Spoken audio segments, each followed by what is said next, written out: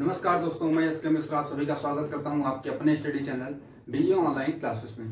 दोस्तों, आज हम फर्स्ट ईयर के फर्स्ट पेपर एंशिएंट हिस्ट्री को अध्ययन करने जा रहे हैं, जिसका नाम है ancient history, culture and archaeology. इस श्रृंखला के अंतर्गत आज का जो हमारा टॉपिक है वो है दक्षिण भारत में नवपाषाण काल, neolithic age in south India. तो इससे जो रिलेटेड क्वेश्चन आता है वो कौन सा है, दक्षिण भारत में नवपाषाणिक संस्कृति की विशेषताओं की विवेचना कीजिए, उसके बारे में संक्षिप्त टिप्पणी लिखिए या उनकी विशेषताओं को लिखिए। यही क्वेश्चन आपके इस टॉपिक से बार बार बन के आता है। तो चलिए देखते हैं। देखिए, जैसे ही किसी भी टॉपिक को हम जब विशेषताओं का अध्ययन कर रहे होते हैं तो उनके कुछ आधार होते हैं। जैसे यदि हम कहा जाए कि किसी मनुष्य के बारे में अध्ययन करना है तो आप उसको भी कुछ आधार पे मानेंगे, जैसे उसके बिहेवियर, उसके ड्रेस, उसके पहनावा, उसके बोली का तरीका। आप कई चीजों को आधार मान के व्यक्ति की विशेषताओं का अध्ययन करते हैं। ठीक उसी प्रकार जब हम किसी संस्कृति का अध्ययन करते हैं तो वहां पर भी कुछ मूलभूत आधार मानते हैं और उन्हीं आधार के आधार पे हम उनकी विशेषताओं का उल्लेख करते हैं। इसमें जैसे सर्वप्रथम हम जो आधार मानेंगे वो है भौगोलिक स्थिति, अर्थात हमारी जो संस्कृति के बारे में इसका अध्ययन करने जा रहे हैं वो कहाँ पर स्थित है, उसका विस्तार कैसे था और वो उसकी भौगोलिक दशा क्या थी, उसमें की भौगोलिक परिस्थितियां क्या थी, इसके बारे में हम इस टॉपिक के अंतर्गत अध्ययन करें। उसके पश्चात वहां मानवों का आवास कैसे था, मानव जंगल में रह रहा था, गुफाओं में रह रहा था या मानव खुद के घर में रह रहा था। तत्पश्चात हम आएंगे मानव के उपकरण कैसे थे, पाषाणिक उपकरण थे, लौह उपकरण थे या ताम्र पाषाणिक उपकरण थे, इसके बारे में हम अध्ययन करेंगे। मृदभांड हम यहाँ अध्ययन करेंगे कि वो चाक निर्मित मृदभांड यूज करते थे, हस्त निर्मित मृदभांड यूज करते थे, किस रंग के मृदभांड यूज करते थे, इसके अंतर्गत में संपूर्ण अध्ययन हम करेंगे। कृषि एवं पशुपालन, वो किस पशुओं को पालते थे, किस चीज की खेती करते थे, इसके बारे में यहाँ अध्ययन करें। समाधान यानी कि वो मरणों उपरांत समूह के साथ क्या क्रिया प्रक्रिया करते थे, इसके विषय में हम यहाँ पे अध्ययन करेंगे। तत्पश्चात हम कालानुक्रम यानी ये हमारी संस्कृति कितने वर्ष पुरानी है, इसके बारे में हम इसके अंतर्गत अध्ययन करेंगे। तो अर्थात ये कहने का मतलब है मेरे कि ये सभी इसकी विशेषताएं हैं और इनके संक्षेप में इस संस्कृति की क्या स्पेशल विशेषता रही है या क्या अलग विशेषता रही है, इसके बारे में हम देखेंगे।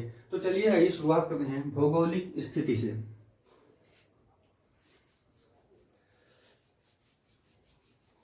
तो भौगोलिक स्थिति के बारे में बात करें तो जैसे इसके नाम से ही पता चलता है कि ये कहाँ पर स्थित है, दक्षिण भारत में। और दक्षिण भारत का कौन सा हिस्सा आता है, भारत का निचला हिस्सा आता है, जिसके अंतर्गत महाराष्ट्र, कुछ हिस्सा उड़ीसा, आंध्र प्रदेश, तेलंगाना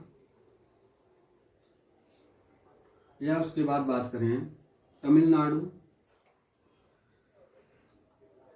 केरल,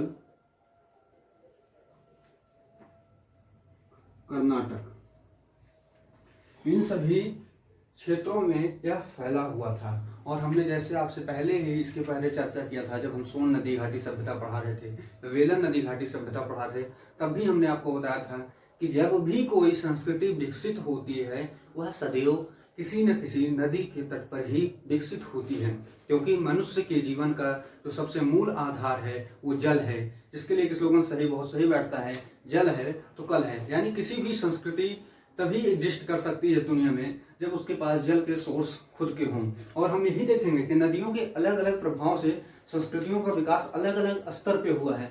यदि हम सिंधु सभ्यता का देखेंगे तो वहाँ पे कैसा विकास रहा, और यदि हम नील सभ्यता देखेंगे, नील नदी घाटी सभ्यता देखेंगे तो वहाँ पे कैसे एक समय आने के बाद सभ्यताएं नष्ट हो जाती थी, वो पुनः उन्हें स्थापित करते थे, और एक समय बाद जब नदी का बाढ़ आता था फिर वो नष्ट हो जाती थी। तो मतलब कहने का आशय ये है कि नदियों का बहुत बड़ा प्रभाव हमारी संस्कृतियों पर पड़ता है। तो यहाँ पे जो मुख्य नदियां थी वो थी कृष्णा नदी, गोदावरी, तुंगभद्रा, उसके बाद कावेरी। ये उस समय की प्रमुख नदियां थी जिनके इर्द गिर्द की नवपाषाणिक संस्कृति विकसित हुई। तो अभी हमने देखा कि इनका भौगोलिक विस्तार किन किन राज्यों में था, किन किन नदियों के तट पे रहा है। ये जो नवपाषाणिक संस्कृति है ये इन्हीं नदियों के तट पे, इन्हीं पहाड़ों के आसपास की विकसित संस्कृति रही है। वैसे अगर हम दक्षिण भारत की नवपाषाणिक संस्कृति की बात करें तो हम एक शब्दों में कहना चाहें तो हम कह सकते हैं कि यहाँ की जो संस्कृति थी वो एक आरंभिक ग्रामीण प्रवेश की संस्कृति थी। मतलब जैसे कोई एक नया नया गांव बसना स्टार्ट होता है, ठीक उसी प्रकार की ये संस्कृति थी, जिसके बारे में हम अभी आगे अध्ययन करेंगे तो देखने को मिलेगा। तो यहाँ पे जब हम पूरा स्थलों का उत्खनन हुआ तो यहाँ पे हमें संस्कृति के 3 स्टेज देखने को मिलते हैं। जैसे जब हम आपको पूरा पाषाण काल पढ़ा रहे थे तो उसमें हमने आपको बताया था निम्न पूरा पाषाण काल, मध्य पूरा पाषाण काल और उच्च पूरा पाषाण काल। तो ये क्या था डिवीजन? ये था हमारे संस्कृति के विकसित होने की स्टेज। कैसे संस्कृति शुरुआती स्थिति में थी, उसके बाद कैसे मध्यस्थ स्थिति में आई, और उसके बाद जब उसका चरम सीमा या उसके बाद चरमोत्कर्ष आता है तब वो किस स्थिति में पहुंचती है। ठीक इसी प्रकार इसी संस्कृति का 3 विभागों में विभाजन हुआ था, जिसको पहले बोलते हैं प्रथम उपकाल, मध्य उपकाल, फिर आता है उच्च उपकाल या तृतीय उपकाल, द्वितीय उपकाल। तो इसमें हम देखेंगे संस्कृति का विकास प्रारंभिक स्टेज में कैसा था, यानी शैशव अवस्था में संस्कृति कैसे थी, वयस्क अवस्था में कैसे थी और वृद्धावस्था में संस्कृति कैसी थी। तो अब संस्कृतियों का जब हम स्टेज के बारे में अध्ययन करते हैं तो उसको भी हम किसी न किसी आधार पर कहते हैं। भाई जैसे यदि हम कहें कि कोई बच्चा जो है वो शैशव अवस्था में है तो कब हम कहते हैं, कैसे कहते हैं? जब बच्चे के हाथ पैर छोटे होते हैं, उसका शरीर छोटा होता है, उसका मन जो होता है वो किसी चीज को समझ नहीं सकता है। तो ऐसे ही संस्कृतियों को हम कुछ विशेष आधारों पे अध्ययन करें।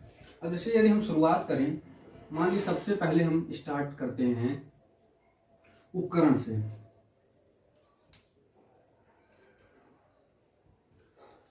उपकरण की बात करें तो जो प्रथम उपकाल था तो यहाँ पे हमें ब्लेड प्रधान उपकरण अधिकतम मात्रा में प्राप्त होते हैं। और आप सभी को पता होगा जो ब्लेड प्रधान उपकरण है इसे माना जाता है जब पाषाण उपकरण जो है जब अपने बड़े आकारों को छोड़ करके लघु पाषाण की तरफ आगे बढ़ रहे थे, तो इन जो दोनों के बीच की कड़ी होती है उसे ब्लेड प्रधान उपकरण कहा जाता है। मतलब ये आता तो है लघु पाषाण में, लेकिन ये लघु पाषाण का बिना विकसित हुए या कहीं आरंभिक रूप था, जिसमें ये काफी बड़े आकार में हुआ करता था। तो शुरुआती दौर में हमें ब्लेड प्रधान उपकरण देखने को मिलते हैं। यदि हम मध्य उपकाल में आते हैं तो यहाँ पे हमको लघु पाषाण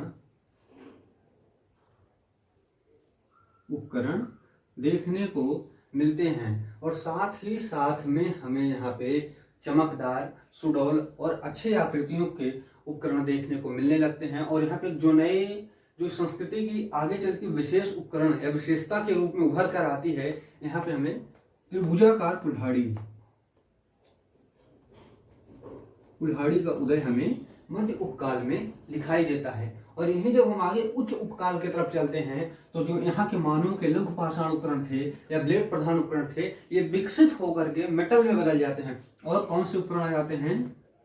ताम्र उपकरण आ जाते हैं। मतलब तांबे से निर्मित उपकरण का उपयोग ये लोग करने लगते हैं। तो अब आप इनका स्टेज देख रहे हैं। पहले ये ब्लेड प्रधान उपकरण यूज कर रहे हैं, उसके बाद हमने अपने आप को थोड़ा सा और विकसित किया, अपने उपकरणों को सुडौल किया, अच्छी आकृति दी और उन्हें थोड़ा छोटा किया, और इसके बाद ये लघु पाषाण उपकरण की तरफ आगे बढ़ते हैं। उसके बाद जब ये थोड़ा और आगे जाते हैं तब इतना विकसित हो जाते हैं ये पाषाण उपकरणों के साथ साथ ताम्र उपकरणों का उपयोग करने लगते हैं, तांबे के उपकरणों का उपयोग करने लगते हैं। और हाँ, इसका मतलब आप कहीं ये मत समझिएगा कि यहाँ पे ब्लेड प्रधान उपकरण नहीं था या यहाँ पे नहीं था, होता है। लेकिन जब कहते हैं ना अधिकतम यूज हम किसका कर रहे हैं, जैसे कि आज के समय में बात करें तो बैलगाड़ी देखने को हमें आज भी मिलती है। ऐसी नहीं बैलगाड़ी विलुप्त हो चुकी है, लेकिन अधिकतम संख्या में हमें कार देखने को मिल रही है, तो हम इसको कार का युग कह सकते हैं। ठीक उसी प्रकार है यहाँ पे आते आते उच्च उपकाल में हमें लघु पाषाण उपकरण और ब्लेड प्रधान उपकरण जो है बहुत कम संख्या में देखने को मिलते हैं, जबकि ताम्र उपकरण इन्हीं का स्थान ले लेते हैं और अधिकतम संख्या में उपयोग होने लगते हैं। अब आइए अगर बात करें हम मृदभांड की, तो जो प्रथम उपकाल के मृदभांड थे यह हस्त निर्मित हुआ करते थे। हस्त निर्मित हुआ करते थे, मोटे होते थे, इनकी बनावट मोटी होती थी और ये बहुत मतलब कहा ना आरंभिक दौर के उपलब्ध इनके मृदभांड हुआ करते थे, उसमें खास सुसज्जता नहीं थी, बस जैसे तैसे वो बना दिए और उपयोग में लेने लगे। और यही जब मध्य काल आता है, यहाँ भी हस्त निर्मित रहते हैं लेकिन सुडौल हस्त निर्मित हो जाते हैं। यहाँ पे मतलब कि ये क्या करते हैं, पहली बात तो जब मध्य काल में आते हैं, बर्तनों को पकाने के पश्चात हाथ से ही बर्तन बना रहे हैं, लेकिन उसको पकाने के बाद जो एक विशेष रूप से पत्थर से रगड़ रगड़ करके उपकरणों को मृदभांडों को चमकीला बनाते थे, शाइनिंग दार बनाया करते थे। तो ये हमारा मध्य उपकाल हो गया। इसके बाद अगर हम उच्च उपकाल में चलते हैं तो ये चाक निर्मित उपकरण को उपयोग करने लगते हैं।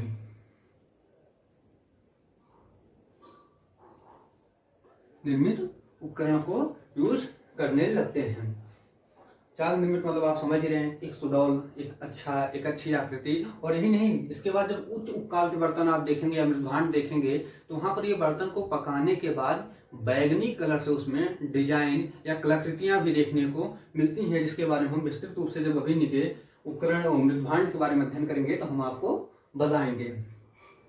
इसके बाद जो अगला हमारा आता है, इसके बारे में अध्ययन करें तो आवास। प्रथम उपकाल में पहली बात तो झोपड़ियों की संख्या बहुत कम मिलती है और इनके जो फर्श होते हैं वो खुरदुरे मिलते हैं, उसमें कोई खास सफाई नहीं की जा रही है, बांस बल्लियों से निर्मित है, लेकिन वो कमजोर घर दिखाई देने लगते हैं।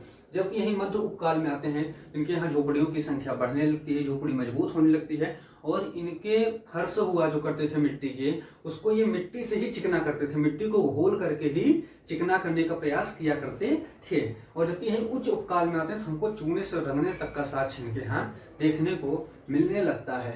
ये हमारा जो तीनों स्टेज था, हमने अभी आपको समझाने का प्रयास किया कि दक्षिण भारत में जो नवपाषाण काल था वो कैसे आरंभ हुआ और कैसे अपने संपूर्ण विकास की तरफ आगे बढ़ा। इसके बाद आइए हम देखते हैं, अगले टॉपिक पे चलेंगे, यहाँ का आवास स्थल कैसा था।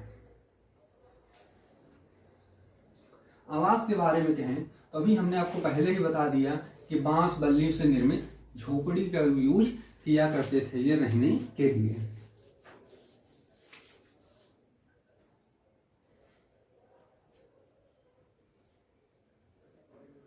इनकी झोपड़ियों की आकार की बात करें तो गोलाकार तथा अंडाकार झोपड़ी देखने को मिलती है। झोपड़ी को बनाने के लिए बांस बल्ली तथा घास फूस का इस्तेमाल किया करते थे। फर्श जो है मिट्टी की हुआ करती थी, कहीं कहीं चूने से रंगने का साक्ष्य मिलता है।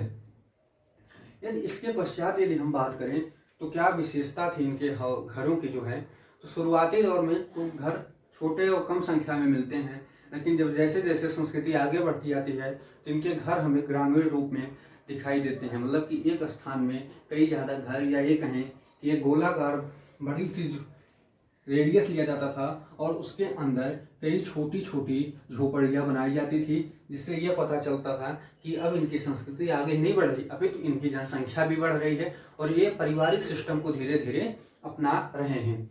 और इनका जो मुख्य रूप से झोपड़ी का साक्ष्य हमें मिला है तो कहाँ से मिलता है, इसके बारे में ब्रह्मगिरी,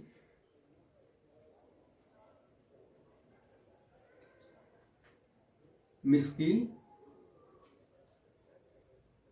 और एक पूरा स्थल है, सॉरी थोड़ा हम नाम बोल रहे हैं, पिकली,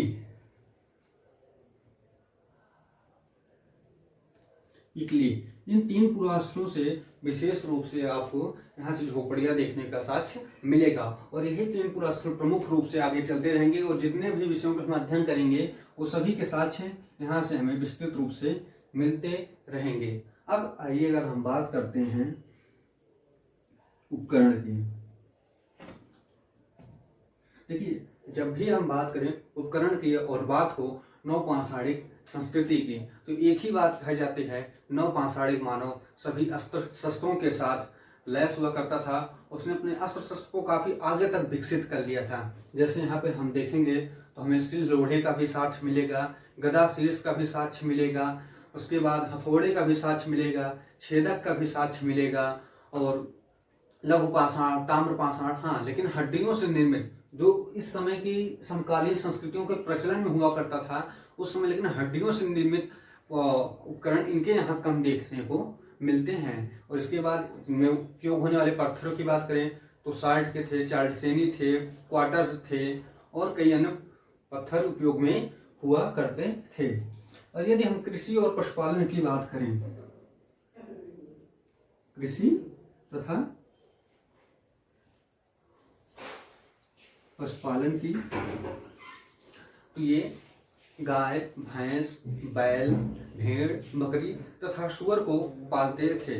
और यदि हम खेती की बात करें तो चने, मूंग और कथली के खेती के साक्ष्य मिलते हैं। यहाँ पर हमें बड़े बड़े जानवर के बाड़ों का भी साक्ष्य मिलता है। अब देखिए, जानवर के बाड़ों के साक्ष्य के रूप में कहा जाता है जब एक निश्चित क्षेत्र में बहुत ज्यादा जानवरों के खुर प्राप्त होते हैं और अगर किनारे किनारे हमें स्तंभ गर्त प्राप्त हो जाते हैं तो आर्कियोलॉजिस्ट उसे जानवर का बाड़ा या जानवरों का निवास स्थान के रूप में स्वीकार कर लेते हैं, जहाँ से हमें इसके भी साक्ष्य मिलते हैं। तो उपकरण हो गए, कृषि तथा पशुपालन हो गया। अब अगला टॉपिक अगर आता है तो है समाधान का। समाधान में यहाँ पे आपको कुछ अलग देखने को मिलेगा।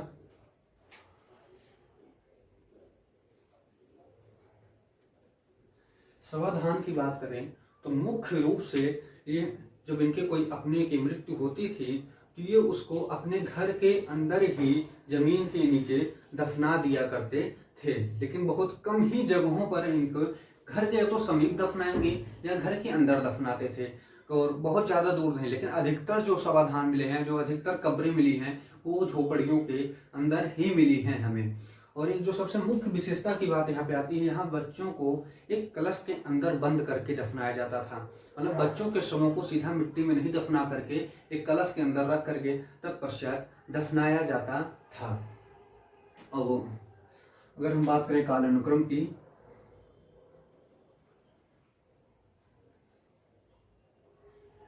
तो कालानुक्रम इनका 2500 ईसा पूर्व से लेकर 1000 ईसा पूर्व तक माना जाता है। जैसे कि 3 उपकाल हमको आपको बांटे थे, तो जो इनका प्रथम उपकाल माना जाता है वो 2500 ईसा पूर्व से लेकर 1800 ईसा पूर्व तक माना जाता है। और जो सेकंड या द्वितीय उपकाल माना जाता है वो 1800 से 1400 ईसा पूर्व तक माना जाता है। और जो थर्ड उपकाल माना जाता है वो 1400 से लेकर 1000 ईसा पूर्व तक के लिए माना जाता है। अब इसके बाद एक क्वेश्चन आता है जो आपको आगे बुक में भी देखने को मिलेगा और अक्सर होता है कि क्या जो दक्षिण भारत में नवपाषाणिक मानव थे क्या वो वहाँ के मूलभूत निवासी थे या कि कहीं से बाहर से आए हुए थे। तो इसके बारे में आज से आप समझ लीजिए, जब भी कोई पूछे तो यहाँ अभी तक बिल्कुल स्पष्ट नहीं हो पाया है वो यहाँ के मूलभूत निवासी थे। देखिए, मूलभूत निवासी होने की स्थापना कैसे होती थी। यदि हमें दक्षिण भारत से मध्य पाषाण काल और पूरा पाषाण काल के भी साक्ष्य मिलते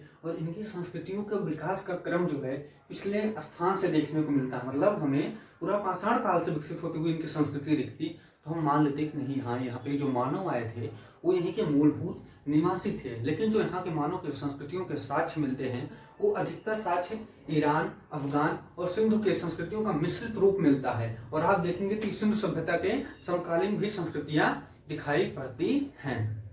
इस प्रकार से इसे जो मार्टिन व्हीलर हैं या जो अन्य महत्वपूर्ण पुराविद हैं वो इसे अन्य अन्य जगहों से आए हुए लोगों का संगठन बताते हैं और एक अभी बसी बसाई नई संस्कृति मानते हैं। यहाँ पे मूलभूत निवासी के रूप में भी तक इनको कोई स्वीकार नहीं करता है। और यहाँ पे जो सबसे पहले खुदाई की बात करें तो वैसे यहाँ पे कोई विशेष महत्व नहीं रखता है क्योंकि खास पुराविद जो थे वो बाद में उत्खनन किया। लेकिन यदि आप जानना चाहें तो 1947 में मार्टिन व्हीलर द्वारा प्रथम बार चित्रदुर्ग के ब्रह्मगिरि नामक पुरस्तर का उत्खनन किया गया था। तो ठीक इसी प्रकार हमारा दक्षिण भारत में नवपाषाण काल का अध्याय समाप्त होता है। इसके बाद हमारा गंगा के मैदान में नवपाषाण काल का टॉपिक रहेगा, जिसके बाद हमारा सेकेंड यूनिट समाप्त हो जाएगी। और अगर हम एक नज़र में देखें तो हम यही कहेंगे कि दक्षिण भारत की संस्कृति जो थी एक आरंभिक ग्रामीण परिवेश की संस्कृति थी और इसके बाद इतने हेडिंग या ध्यान रखिएगा, जो हमने यहाँ पे टॉपिक्स लिखे थे, जब क्वेश्चन आए एग्जाम में तो आपको इनका क्रम को ध्यान में रखते हुए आंसर को लिखना है और तत्पश्चात अपना निष्कर्ष लिखना है। देखिए, हम निष्कर्ष के बारे में डिस्कस नहीं करते हैं, क्योंकि निष्कर्ष का मतलब होता है जब आपने किसी संस्कृति के बारे में पढ़ा, उसको समझा, तब उस पर आपके क्या विचार हैं, आपने उस संस्कृति को कैसे देखा, कैसे समझा, इसके बारे में लिखिए। तो आप सभी से अनुरोध है, निष्कर्ष आंसर में अवश्य लिखिए और उसको सदैव अपने मन से लिखिए। अगले टॉपिक के आने तक के लिए आप सभी को धन्यवाद। नमस्कार।